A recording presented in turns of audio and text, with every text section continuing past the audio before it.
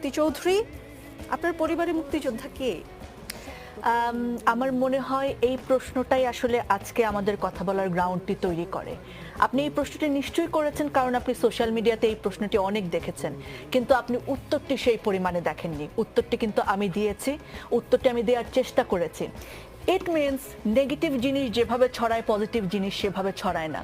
একটা মুক্তিযোদ্ধা পরিবারের সন্তান হিসেবে, যেখানে আমার দাদা মারা গেছেন আজ থেকে প্রায় 12 বছর আগে, এবং যেখানে তিনি কোনো ধরনের মুক্তিযুদ্ধের ক্রেডিট নিতে চাননি, যেখানে আমার পরিবার থেকে আমরা কোনো ধরনের সুবিধা নিতে চাইনি, সেখানে এই সময়ে দাঁড়িয়ে এই প্রশ্নের উত্তর দেয়া আমার মনে হয় আমার দাদার জন্য অপমানজনক, আমার জন্য অপমানজনক, এবং মুক্তিযুদ্ধের পুরো প্রজন্ম যারা কোনো সার্টিফিকেটের জন্য যুদ্ধ করেননি তাদের জন্য অনেক অপমানজনক।